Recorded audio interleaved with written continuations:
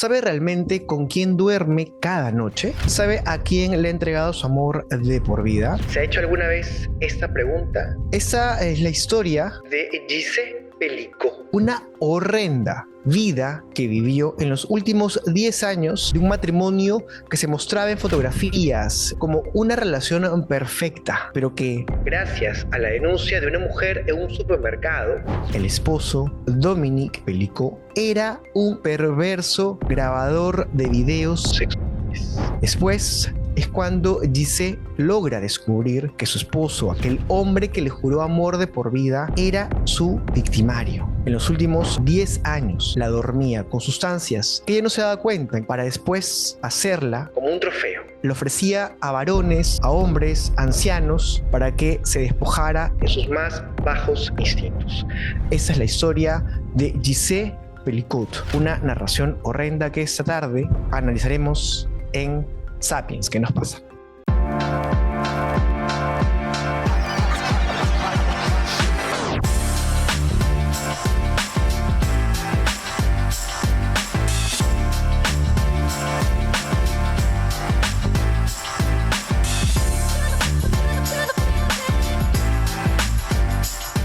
Y como siempre, aquí en Sapiens, ¿qué nos pasa? Nos acompaña Marinés Gutiérrez, psicóloga y especialista en parejas, y desde México, Ana Patricia Sánchez, filósofa y psicoanalista. Realmente esta historia me ha no solamente conmovido, sino me ha generado rabia. No sé si a ti, Patti, Marinés, han podido dormir después de leer ese libro, una historia de lucha o una historia a la vida, ¿no? Como ella lo titula. Mira, leer la historia de Giselle Pelicot realmente me ha dejado fastidiada, me ha dejado conmovida, me ha dejado un poco asustada de esto que decías, ¿no? Claro, ya ¿Con impactada. quién estoy compartiendo la vida? Impactada, o Muy sea, impactada. al final, ¿cómo detectar? ¿Sabes qué me recuerda? Que cuando yo le doy gracias a mi papá, que me decía, ahora que leyéndola esta mujer me decía, no te vayas, no confíes en determinados varones, no confíes. Y yo le decía, ay, pero ¿por qué no puedo conversar con esta persona que es mayor y me está llamando? Porque no, me decía, porque yo no confío en él, confío en ti. Bueno, dentro de todo lo que pueda significar eso, pero creo que siempre tuve como una alerta de, ¿verdad? De pensar quién es el otro, ¿no? Puede sonar paranoico, pero yo creo que son alertas que no podemos dejar pasar. No sé qué piensas tú, Patti. Sí, la verdad es que es algo impresionante. A mí me impactó mucho en el sentido de que uno no sabe, al final de cuentas, y creo que es un terror que está sucediendo mucho hacia las mujeres, que uno no sabe, ¿no?, qué tipo de sentimientos, ideas están atrás de lo que nosotros interpretamos como ternura. Porque a mí lo que más me impresionó, ¿no?, de ella es que ella decía que era un hombre tierno y que en sus acciones veía ternura, cuando realmente era manipulación, ¿no? Ahora, ¿en qué momento uno, claro, porque llevaría pues una doble vida, ¿no? Dominique, la doble fachada, eso se llama la doble fachada. Era un francés, para entender un poco la historia de esta pareja, ¿no? Que ya, digamos, en los últimos años de vida, porque ya tenían 70 y tantos, decían pues irse a un pueblito más interno de Francia, ¿no? Y de pronto viven los dos solos, y es cuando él, no sé si le despierta esta perversión, o es que ya la tenía de antes, ahora la vamos a conversar, pero él empieza a, quizás en sus momentos de ocio, a indagar en internet, y se encuentra con una plataforma, un foro en realidad, ¿no?, llamado Coco, y es cuando empieza a interactuar con otros sujetos igual de depravados que él, para intercambiar parejas. En principio, a lo que se conoce como swingers, ¿no?, que está muy de tendencia mundialmente, para, digamos, salir un poco de la monogamia, ¿no? Y relaciones largas, veamos aventuras, a ver qué puede pasar. Y ella le acepta un intercambio, una experiencia, ¿no? Que si bien después, como narra Giselle, no le gusta y no le agrada, y lo hizo posiblemente, como dices tú, Patti, por ternura, por amor, fue consentido, Ya las siguientes no, pero él clandestinamente va a estos bares, a estos encuentros. Veía pornografía. Veía mucho pornografía, ¿no? Porque supongamos, no sé si a la tercera edad no era, digamos, sexualmente pleno, y es ahí cuando empieza a tener contacto con estos vínculos, y yo le podría llamar con esa jauría perversa de varones y hombres que eran desde los 20 años hasta los 70 años. Y de carreras y de profesiones, oficios, sí. De todo, bomberos. Conoció un periodista, conoció un bombero, conoció un enfermero. Bombero. Y es el enfermero quien le da incluso la receta de esa sustancia que todo indica que es éter, que le hacía, que le ponía en la comida, le ponía en la bebida, para hacer dormir a su propia esposa, a la madre de sus hijos, para después ofrecerla como una bandeja, como un ritual de fetiche al hombre que sea el mejor postor. Clorazepam. Ok, era una pastilla. Entonces, ¿cómo uno puede entender que en este siglo, en este año, en donde se supone, ¿no?, el ser humano ha evolucionado, pensamos, sucedan ese tipo de perversiones? Es que, fíjate, espérame, justo creo que es una idea bien importante, porque también tocaste algo bien interesante, Jesús. Justo decías, bueno, es que tiene un deseo insatisfecho. No creo que hubiera tenido un deseo insatisfecho, sino que más bien su deseo radicaba en violentar, que eso es una satisfacción perversa, que cuando son relaciones consensuadas, son relaciones tiernas y amorosas, no tienen satisfacción sexual. Es única y exclusivamente cuando hay una transgresión.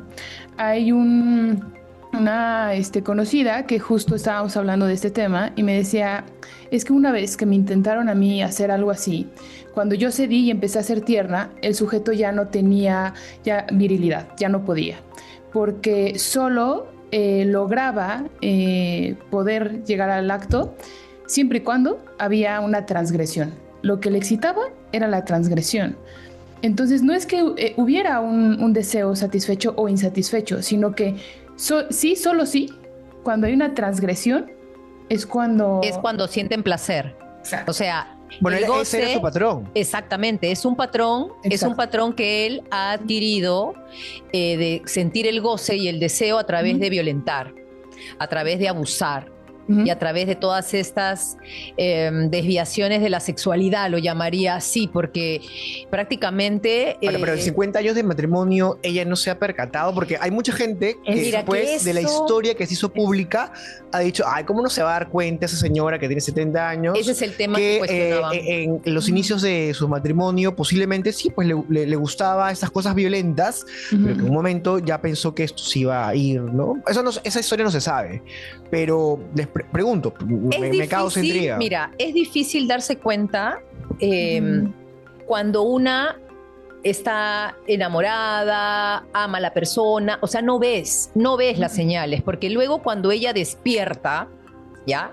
Cuando ella despierta empieza a atar ciertos puntos. Claro. Habían red flags. La amiga le decía, ¿con qué marido te has casado? Que no sabes bien quién es. Pero una deja pasar ese tipo de comentarios, o alguien que viene y te dice, ay, bueno, yo lo pensaría 2 veces, ¿no? O sea, comienzas a negar tú misma, no puedes negar porque has puesto y has depositado, como ella misma lo dice. Negar, o sea, ¿cómo? Ternura, o sea, ella depositaba ternura. Exacto. Bueno, pero como que lo había idealizado también, ¿no? Sí, pero 5 décadas idealizándolo. Es que también son sujetos muy seductores. O sea, también, a ver, algo que a mí me hablan muchas amigas y chicas, dicen, es que la agresión no empieza obviamente con golpes. La agresión y la violencia va en aumento de poco en poquito, y yo creo que él se dio cuenta que hubo un punto en donde ella no iba a ceder y dijo, pues si no va a ceder, en ningún momento lo va a tolerar, porque efectivamente se iría si yo la trato como deseo, pues debe de haber una manera en que pueda consentir, y pues qué mejor que cuando esté inconsciente, que eso no es consenso. Que drogarla, claro. Y ¿sabes qué, Pati? Yo pienso que en esta relación, claro, ellos empiezan, hay que contar un poco la historia y el contexto, porque ella, creo que esto comienza a cambiar cuando ella empieza a abrir los ojos. Mira, él necesitaba que ella esté con los ojos cerrados en este estado de inconsciencia y en ese estado de anularla completamente para poderla violentar. Porque ella, con él, 19, 20 años, empiezan una relación, se casan, todo lindo, hermoso, ella idealiza, era su primer hombre. Generalmente cuando pasas de un hogar a una relación de matrimonio, es tu todo. Es tu Dios, es tu hombre, es tu primera experiencia. Entonces ella empieza también, los dos empiezan como a evolucionar dentro de esta relación, pero ella empieza a dar pasos, inclusive hasta tuvo un amante, otras experiencias, sí, claro, empiezan a ganar más, a tener trabajos. Le perdonan una infidelidad, ¿no? Exacto, cuando ella empieza como a crecer en todo sentido, personal, económica, empieza ella también a tener, él empieza a notar que no va a poderla dominar porque era una relación simbiótica. Ella miraba a través de los ojos de él. Ella todo era él, lo había idealizado y mientras eso pasaba, claro, él podía hacer con ella lo que a él le parecía. Claro. Lógicamente que ahí no se aprecian las violencias, pero luego cuando ella empieza a crecer y hasta lo deja, porque hay una separación en medio, él pues, no, tú eres mía, o sea, porque él la posee, tú eres mía y hago contigo lo que a mí me plazca. La deshumaniza también, ¿no? Entonces pasa eso, a mí me parece que ahí hay un quiebre. Y aquí hay una pregunta que siempre surge porque los primeros años de vida marcan tu personalidad, tu manera de actuar de adulto, y la historia de ella también es complicada porque su madre muere a los 7 años de cáncer, y quien la educa es su padre militar, ¿no? Que claro, que esa disciplina y esa fortaleza la demuestra muchos años después ya en el juicio que hace público, porque en entrevistas lo ha dicho, ¿no? Pero que ella siempre dice que vio sufrir a su madre, a su abuela, ¿no? Por carencias amorosas, económicas, y que de alguna manera ella ha crecido así, ¿no? Y también fue abusada psicológicamente por su madrastra. Psicológicamente, exacto. Y se además sentía menos. Pertenece a la época donde las mujeres, las mujeres están totalmente reprimiendo su propio deseo porque no está permitido, ¿no? O sea, la mujer no puede, era un tabú el sexo, no puedes desear más allá de lo que está siendo educada la mujer, o sea, hay toda una condición psicológica, personal, en donde ella pues termina teniendo una relación, a mí me parece, de dependencia con este hombre, ¿no? Incluso ella dice que, por ejemplo, cuando ella estaba en los 60s, ella era jovencita y le llegaban los rumores de París de Simone de Beauvoir, una feminista, ¿no? Que hablaba sobre el cuerpo y decía, pues sí, fingíamos que no la leíamos y realmente no le tomábamos atención. Y ella dice, es que al final de cuentas yo lo que soñaba era tener un matrimonio, una familia feliz como la que nunca tuve, porque su madrastra la insultaba, hablaba de su cuerpo, la denigraba. Entonces decía, yo no quiero, yo quiero una familia, no quiero ser feminista, yo no quiero defender mi cuerpo, yo no quiero defender mis derechos tal cual, yo lo que quiero es una familia, porque ese era el ideal en el que ella creció. Exactamente, ese era el ideal de la familia feliz, que ella siempre estuvo protegiendo y cuidando. Sin embargo,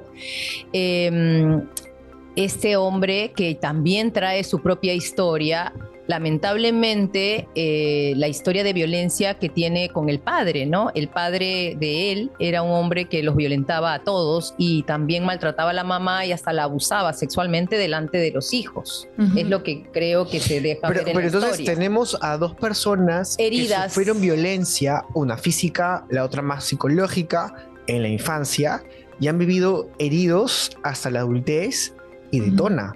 Ahora, todos tenemos heridas, ¿no? Pero no se han sanado, y eso es complejo y complicado a la vez, porque puede generar ese tipo de historias truculentas y horrendas que después nos sorprendemos. ¿Y cuántos hogares en el mundo en ese momento podrían estar viviendo esta pesadilla? Porque hay heridas a heridas. Porque Exacto, para hay hablar heridas y heridas, el paralelo, porque no todo mundo, a ver, todos, nadie está exento de las heridas, nadie ha nacido en familias perfectas, todos de determinada manera tenemos heridas de violencia emocional, psicológica, física, inclusive, pero ¿qué hace que una persona desarrolle la perversión al punto de Dominic Pellicott? Ujú. O sea, ¿qué hace que una persona sea tan perversa como él?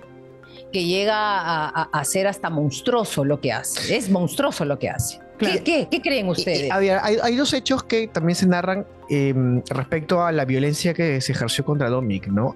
Fue un momento, llegó a un hospital porque tenía una urgencia médica y un enfermero, ¿no? Abusa de él a los 9 años. Posiblemente eso no se lo contó a nadie, después se supo, A su hermano, pero no lo validó. pero nadie lo escuchó en ese momento, ¿no? Ujú. Posteriormente se conoce que a los 14, vayamos a ver con qué amigos se juntaba, hicieron como una especie de jauría y terminaron violentando a una joven o a una niña que era discapacitada encima. O sea, no tenía, digamos, que la fuerza como para defenderse. Ujú. Y si bien él vio, participó, pero son escenas que para él se han quedado, creo yo, como algo normal y que creció con eso. Y vayamos a ver qué más hizo en la adolescencia y juventud hasta casarse con Giselle Pellicott. Entonces ya empieza Armarse. a tener, exacto, Una subjetividad. a gestar, ¿no? Exacto. Este potencial. ¿Se puede llamar a Dominic psicópata? O sea, Mira, te voy a leer el diagnóstico, ¿ya? Aquí en el libro lo subrayé porque me parece que ilustra muy bien, para no decir cosas que no dice la misma autora, el diagnóstico que el psiquiatra Paul Benussan en el juicio menciona sobre Dominic Pellicott. Dice, describió a un hombre escindido, fragmentado, y explicó que en un individuo puede coexistir dos personalidades opuestas, una conectada con la realidad y la otra con sus fantasías, ¿no? Entonces, estamos hablando de siguiendo su informe, el doctor describió a un hombre sin empatía, un pervertido narcisista que había desarrollado casi todas las formas de parafilia.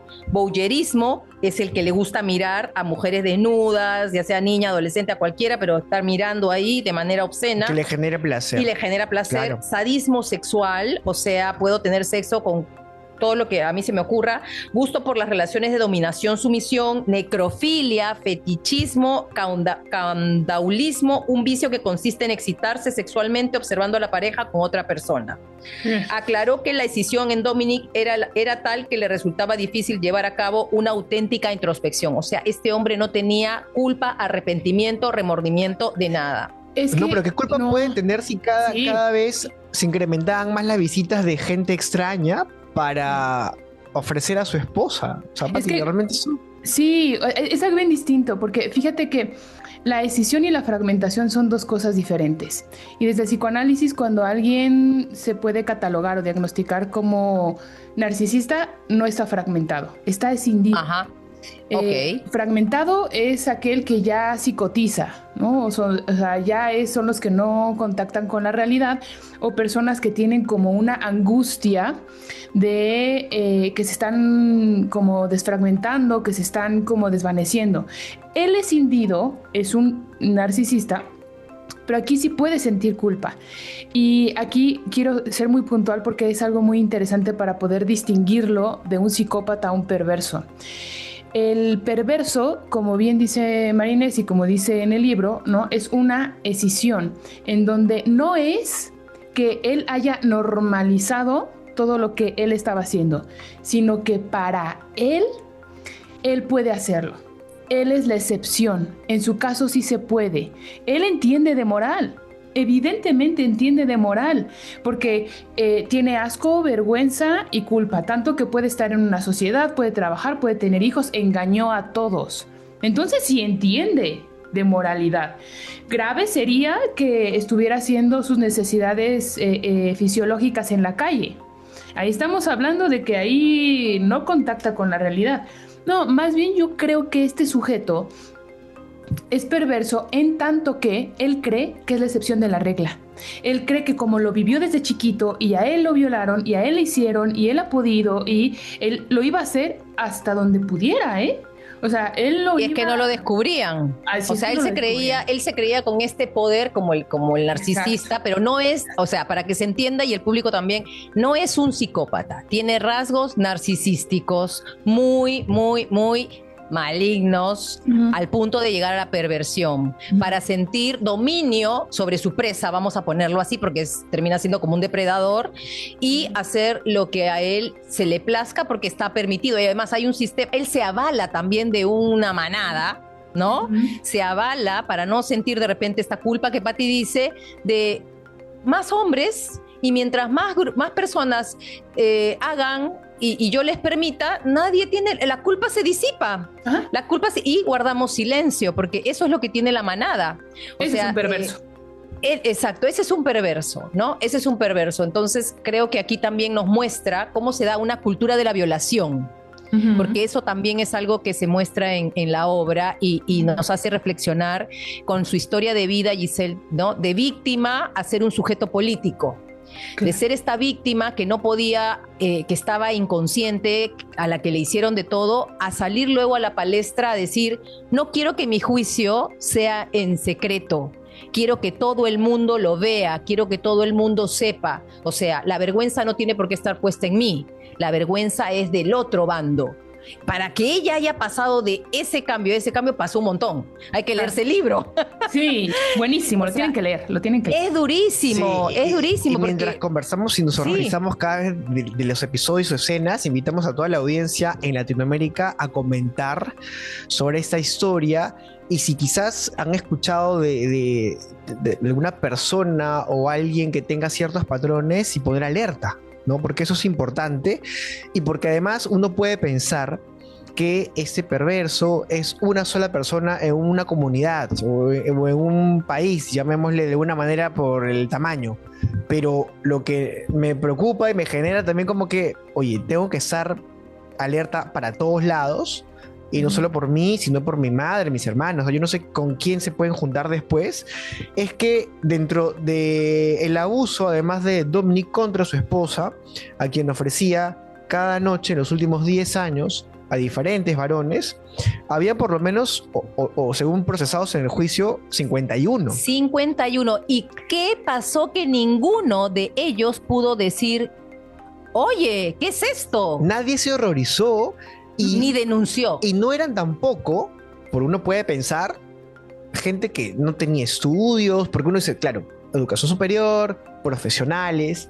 O sea, había un periodista, habían bomberos, enfermeros, profesionales de la informática, vecinos cerca a la casa de los Pelicó, que tenían buena reputación, eran los que se paraban en la puerta a barrer el frontis, los que estaban preocupados por la unidad del vecindario y por las noches desataban sus más bajas pasiones. O sea, nadie de buena cara era una persona buena al final. Y esto da una idea, justo, perdón, la idea de que no terminamos de conocer a nadie. Lo que decía al inicio de este podcast. Todos nunca terminamos de conocer a nadie. Nunca, o sea, y creo que eso es una labor social entre hombres y mujeres y en general, porque yo les cuento, así una amiga me dice, oye, fíjate que estoy saliendo con este tipo. Yo dije, ¿qué? No, amiga, mi obligación como amiga es decirte que este tipo es un tan. No, sí, para cuidarte a ti, pero también como una forma de activismo. Porque si no le ponemos un alto a este tipo de sujetos, esto va a ser una bola de nieve y va a transgredir y va a violentar, y es un perverso el sujeto, ¿no? Es una labor de hombres y mujeres, en donde obviamente en este movimiento con mi amiga, ¿no? Yo le dije a varios hombres y me dijeron, sí, yo te apoyo, estoy de acuerdo, o sea, este sujeto es dañino para esta chica. Y yo me enorgullecí de estos hombres porque dije, qué padre que no hayan cumplido con ese trato invisible de hombre. El pacto de caballeros que dicen. El pacto de caballeros. Y poder entonces frenar, porque nuestra obligación como sociedad civil es detectar ese tipo de sujetos y decir no. Porque también hay una onda muy tibia actualmente de no te metas, eso no es tu problema, para qué vas a ver, vas a tener consecuencias por eso, no es tu problema. No, sí es mi problema, porque este sujeto puede dañar no solo a mi amiga, a otra mujer. Él tiene que entender que ese tipo de tratos no están bien.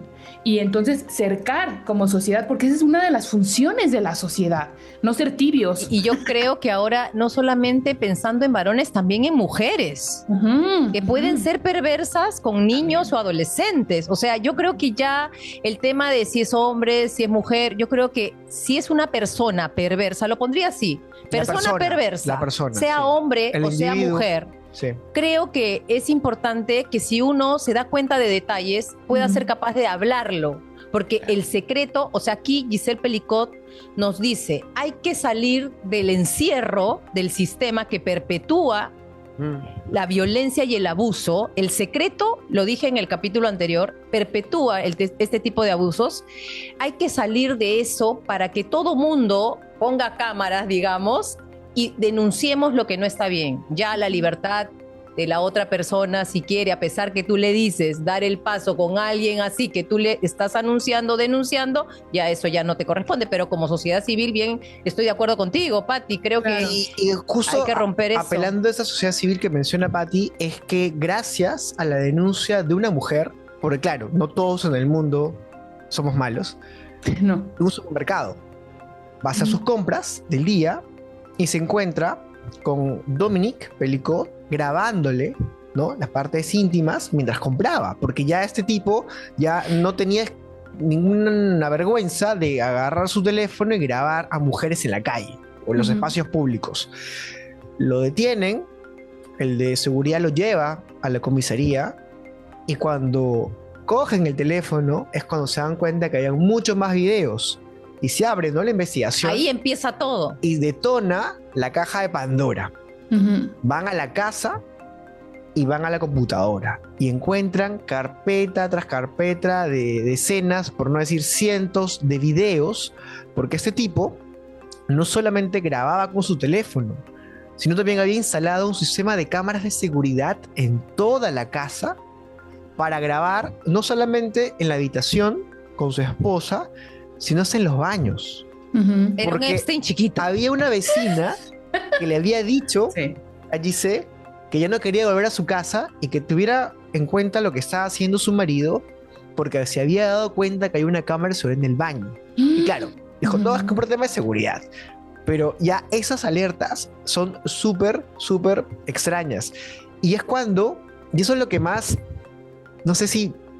¿qué te genera? Me genera, o sea, el saber que la esposa enamorada, ternura, no por la ternura que dice Patti, que todo lo que el esposo le decía era sí, la llaman a la comisaría, la policía la llama y le dice, señora, ¿y cómo es su esposo?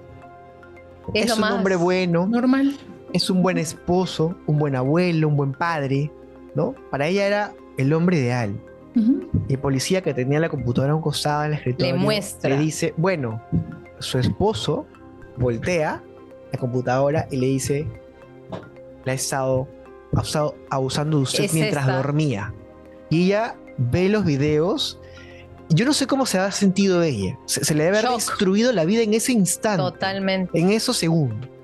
Yo creo que entró en un shock en donde ella internamente se escindió.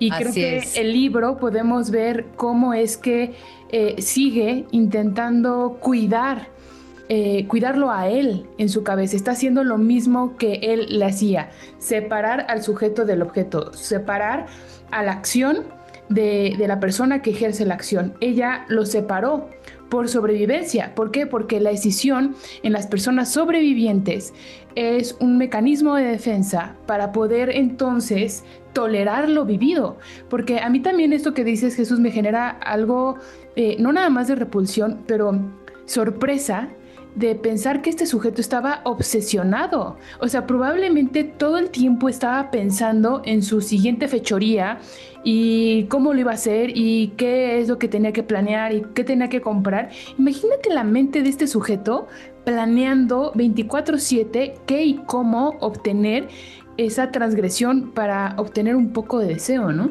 Y cada vez más, y cada vez más, y cada vez más, porque si en 50 años de matrimonio los últimos 10 solo se presentaron, imagínate, pero ya en el libro te va dando a entender de estas prácticas, inclusive que ella las percibía como raras, ¿no? Le pedía posiciones raras y ella por amor cedía, pero no le gustaba. Y yo quiero entrar ahí a hablar de esta cultura también del consentimiento. Porque estos hombres decían que como no eran culpables, porque como ella no había dicho que no, entonces eso de no te ha dicho que no, pero tampoco te ha dicho que sí, no puedes, además estaba inconsciente. Cuando alguien dice que no, cuando alguien no te dice no, no tienes que dar por asumido o por sentado que es un sí. Y entonces ahí viene también todo el tema, que un consentimiento tiene que tener, dicen, 5 componentes para que no sea una violación. Y lo voy a leer para que nuestro público sepa, hombres y mujeres, ¿no? ¿Cuáles son esas 5? Esos 5 componentes son el consentimiento. Si tú y yo vamos a tener sexo, tiene que haber 5 componentes. Tiene que ser libre. Tú y yo tenemos que ser conscientes de a qué vamos. Segundo, reversible. Quiere decir que si a mí no me gusta algo que está pasando entre tú y yo, vamos a poder hablar y decir, detente un momento y vamos a cambiar. Tercero, informado. Tú y yo sabemos qué lugar, dónde, cómo, pero nada de que tú me ocultas cámaras ni videos mientras yo y tú no estamos consensuando eso. Entusiasta, quiere decir que vamos con total libertad y con ánimo para... Y específico. Si hay un beso, hay un beso. Si hay una caricia, pero si no quiero algo más, yo te lo voy a decir. Esas son las 5 cosas. Si no hay una de ellas... Si no se cumplen las 5, ya estás transgrediendo. Ya está habiendo un acto violento. No es que se cumplan 3 y 2 no. No, tiene que estar las 5. ¿No? Y hay varios autores que añaden otras. ¿Cuáles son? Que no haya ningún tipo de sustancia, o sea, que estén en pleno uso de sus facultades mentales. Que los involucrados sean personas autoconscientes y autocríticas. Es decir, que pueden establecer una reflexión, ¿no? O sea, que puedas ver que tu interlocutor o la persona con la que vas a ejercer tu libre derecho al contacto físico, pues que tenga, que puedas tú percibir que tiene una mirada interior, que tiene una autorreflexión. O sea, pues mínimo platícale un poquito, ¿no? Digo, no nada más así de en el antro y en el bar. Claro, pero... Pati, pero bien idealistas también nosotros, porque al momento que se encuentran 2 personas y los impulsos sexuales salen disparados, no hay 5, no hay 4, no hay 3. Entonces ya es un riesgo. Ahí estás. Pero eso justamente iba a decir, ¿no? Eso es cuando... Eso. Últimamente es a la primera cita ya tengo un encuentro sexual. Pero estamos hablando de parejas que tienen mucho tiempo y ahí también creo que es importante mantener ese matrimonio, parámetro de consentimiento, porque no porque ya me casé soy de la otra o soy del otro. O sea, no hay una pertenencia, ¿no? O yo he escuchado a algunos varones que dicen, también mujeres, no me cumple. Sí. Como no me cumple, me tienes que cumplir. No. Como me tienes que cumplir, entonces yo tengo el derecho de hacer lo que a mí me da la gana. Entonces tú eres mi objeto de placer. Eso es lo que ya tenemos que terminar. Incluso hay momentos que yo creo que a todos se nos ha pasado del encuentro efusivo, carnal, en que eres mío, eres mía, y eso inconscientemente se te va quedando y sientes que la otra persona es tuya. Ay, pero eso es un contexto. No debería ser así porque ya empiezas a construir un vínculo de pertenencia mucho más allá de lo emocional, de pertenencia que puede ser grave. No sé si ustedes coinciden en lo que No, es un contexto. Pregúntale a Nicole Kidman en Baby Girl. O sea, claro. O sea, por eso, pero el Nicole Kidman, bueno, los dos sabían que estaban jugando al dominador y a la dominada. Exacto, pero es un contexto y hay un acuerdo explícito de vamos a jugarle aquí, tenemos una palabra de seguridad, idealmente en este tipo de vínculos en donde hay un tono agresivo, porque aquí hay otro tema. ¿En dónde está el límite cuando a la otra persona sí le gusta el maltrato? Me ha tocado chicas que me comparten sus historias y me dicen, bueno, es que él quería que yo fingiera que me estaba violando. Y yo, caray, eso está muy extraño. ¿Y a ti te gusta? No, no me gusta. Y he conocido... Pero como el libro, pues 50 sombras de Grey. Exacto. Como 50 sombras de Grey. Y era el ejecutivo, ¿no? Millonario. Las fantasías sexuales correcto, puestas ahí guapísimo, en escena.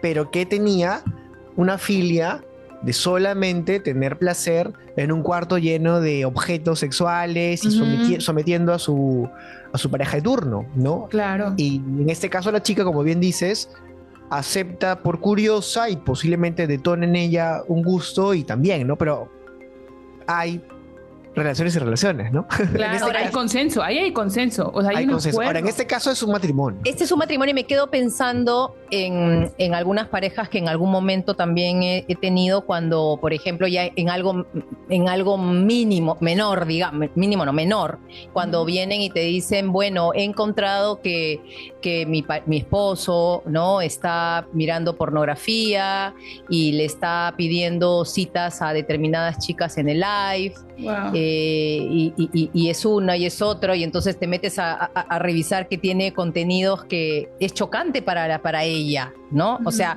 ¿cuál es el límite, no? Porque podríamos decir, bueno, pero todos los hombres miran pornografía, a todos les gusta pasar fotos de mujeres desnudas, o sea, ¿cuál es el punto de inflexión ahí, no? Para que la persona se sienta, no sé, sienta que de repente hay algo raro y extraño, ¿no? O diga, yo lo no, como tú ves pornografía, entonces eres un pervertido, dicen, ¿no? Eres un pervertido y no quiero que te acerques a mis hijos. A ver, ahí. Claro, a mí me llama la atención eso, porque a mí me han llegado igual personas que me dicen eso, y yo les pregunto a las chicas, ¿tú no ves pornografía como mujer? Las mujeres también vemos pornografía. Aguas, esto no es una declaración, ¿eh? Pero a mí me llama mucho la atención que creemos que solo eso es para los hombres. Pero las mujeres también lo hacemos en género, ¿no?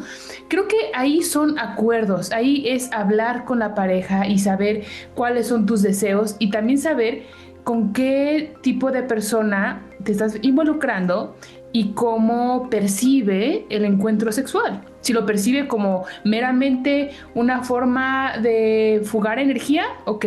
Si lo hace para unir a la pareja, me siento más cercana a ti, me siento más cercano a ti y yo quiero, que ese es el ideal, ¿no? Que en la relación nos sintamos más cerca uno del otro.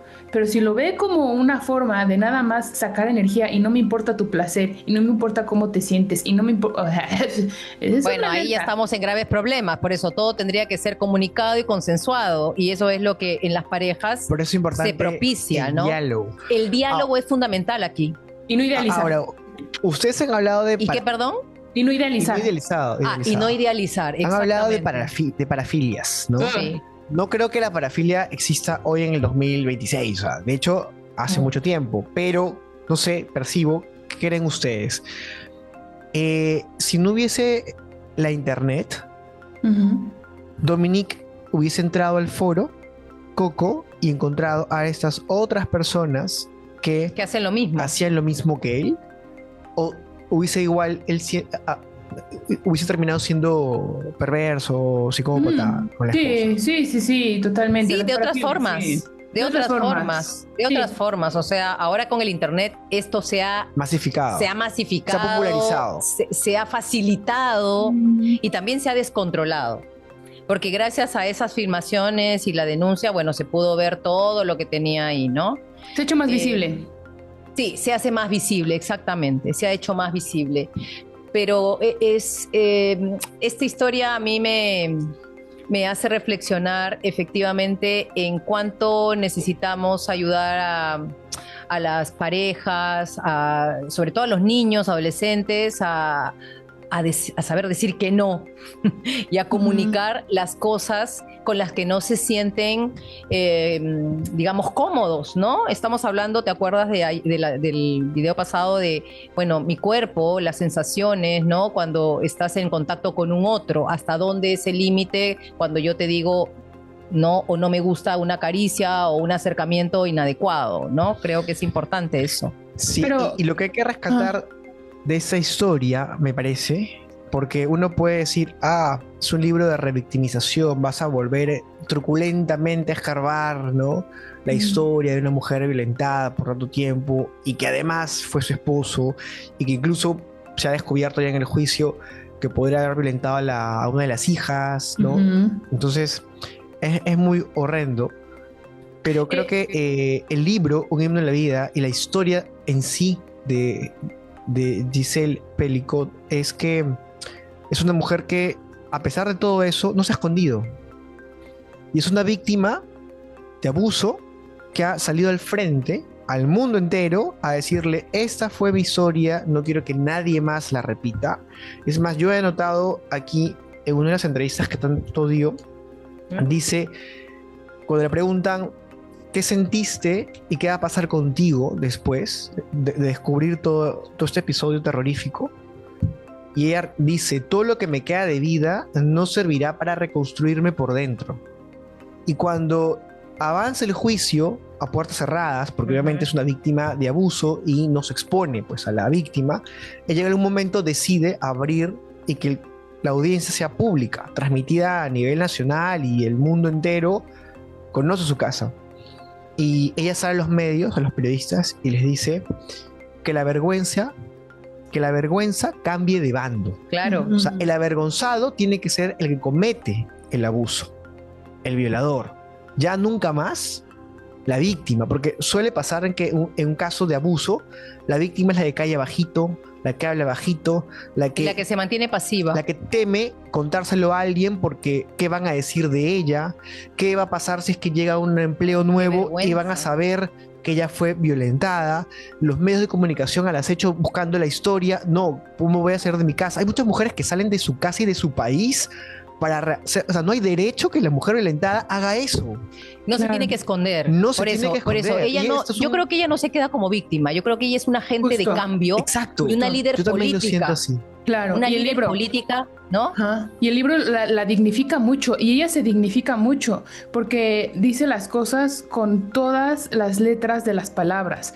O sea, ocupa toda la expresión para decir, esto me pasó. Y para las mujeres que tienen duda de si me desgarró o no, yo estaba tan sedada que no hubo desgarre. Entonces, guau, o sea, no lo había pensado, señora, pero qué impresionante cómo se dignifica ella frente a lo que pasó, hablando, ocupando las palabras, los términos y los conceptos adecuados. De decir, esto es lo que me pasó y esto no me define ni me determina. Yo no soy lo que me pasó. Esto solo me sucedió y yo tengo que hacerme cargo de lo que me sucedió, y ya lo hará, pero no se confunde el sujeto con lo que le sucede. Y ahí hay un triunfo psicológico, ¿o no, María Inés? Por supuesto, porque al resignificar tu accidente en la vida, yo lo veo así, como que tuvo un gran accidente y ella resignifica todo lo que le pasó, y creo que escribir el libro fue lo más sano que le pudo hacer ella para resignificar de su sanación, digamos. Claro, ¿no? de su resiliencia, de su reparación con ella misma, porque creo que una de las cosas, una de las torturas más grandes que ella ha tenido y que deja entrever en el libro es cómo no me di cuenta, cómo permití tanto, pero la negación, ¿no? Pero yo viví 50 años felices, o sea, ¿quién era este hombre? O sea, al aceptar que de repente, no sé, si ella se hubiera ido hacia abajo, era como desaparecer también, porque todo lo que habías construido, al menos de su parte, ¿no? Porque la parte de él era toda una farsa, una mentira, una manipulación, pero ella se dio con todo el amor del mundo. Claro. Entonces, resignificar, como dice Patti, su historia, la pone a ella en otra posición. Y también quiero que vean ella avanzar. esto. A ver qué opinan de esto. Que en el libro, en su historia y en lo que podemos ver, también nos habla de cómo un duelo no es lineal. Nos hacen creer a veces en la teoría que el duelo tiene pasos y que es lineal, pero ella no, ella regresa, sube, baja, llora, regresa, intenta reconstruir, adelanta, abre el juicio, se derrumba. Eso es muy humano. Eso es profundamente una maestría de lo que es ser un ser humano atravesando algo que la supera y la desborda, pero lo hace con una lucidez brutal. Sí, yo creo, y yo me preguntaba, ¿de dónde sacó esta mujer esa fuerza? ¿De dónde sacó ella toda esta parte sana que la hace resignificar y la hace cantar el himno a la vida, digamos, ¿no?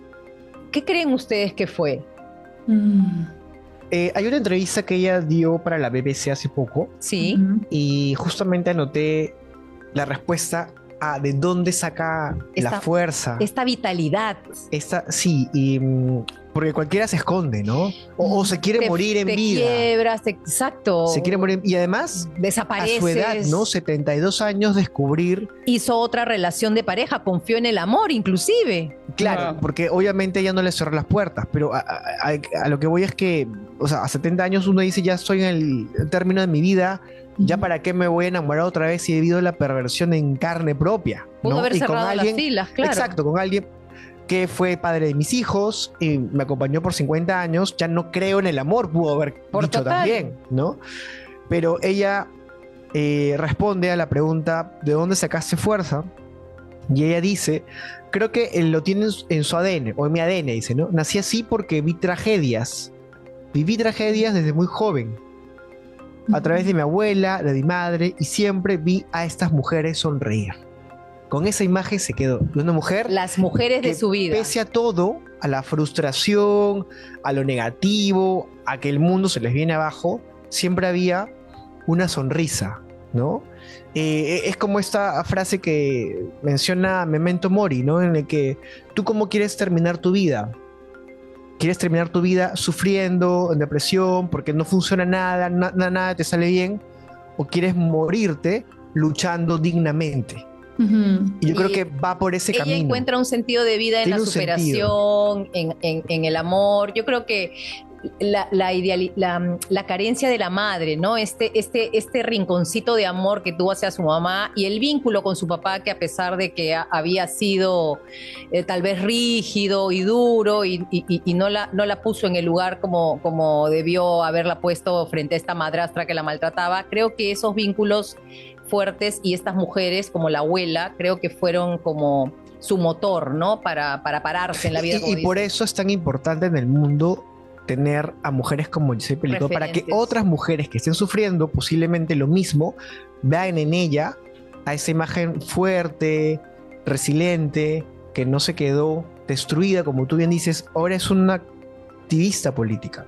Y fíjate de las que mujeres. Eso que están diciendo ahora me llamó mucho la atención cuando hablábamos de las generaciones débiles, de por qué una generación tan fuerte generó personas o hijos ¿no? Débiles al final de cuentas. Y creo que este punto de cuántas carencias ella atravesó y se dio cuenta que ella no es los coches, las casas. Ella vivía plena tal cual quien es, atravesando todas las vicisitudes de su infancia, de su adolescencia, de su vida adulta. Y hay una parte en el libro que incluso decía, es que esa fue mi culpa, yo consentí mucho a mis hijos, los consentí tanto que nunca han podido saber lo que es superar una tragedia. Y ella literal nació entre guerras, en una ocupación francesa en Alemania, de ver puras estructuras destruidas y cómo es que salía adelante al día. Y eso le forjó un carácter que comprendes que no eres lo que tienes, no eres tu dinero, no eres tus pertenencias en general. Eres lo que construyes dentro de ti a partir de lo que vives. Eso a mí me parece fantástico porque creo que eso es una muy buena definición de carácter. La capacidad de la persona de poder... de vivir plenamente. A pesar de las cosas que te sucedan y saber, sí, me quedé sin nada. Voy a empezar a trabajar de nuevo. Pero la vida no son las cosas. La vida va más allá. La vida no son las cosas. Y algo que rescata... Hay que escribirle a Giselle Pelicot. Sí, o sea, y además... Giselle, si nos estás viendo, por favor, Sapiens, ¿qué nos pasa? Salimos todos los lunes a las 7 de la noche en YouTube y estamos en todas las redes, ¿no? Y lo que iba a decir es que algo que lo que dice Patti lo ha rescatado el diario Le Monde respecto al libro de Giselle Pelicot, y se nos asusta abrir este libro. Lo cerramos con una doble gratitud hacia Giselle Pelicot, que nos demuestra que en el año 2026 se puede ser un ícono mundial sin someter el relato de la propia vida a un ventajoso bisturí. Giselle habla de sí sin bravatas ni victimicismos, no reclama ni compasión ni admiración, solo se reapropia de su historia. Exacto. Genial qué elegante, qué bárbaro. Sí, porque es muy elegante. Te invita Una mujer. E invitamos completa. a todos los que nos están viendo en este momento a leer la historia, porque se aprende mucho acerca de una etapa horrenda de una mujer francesa, pero nos damos cuenta también de que en qué mundo estamos viviendo ahora, ¿no?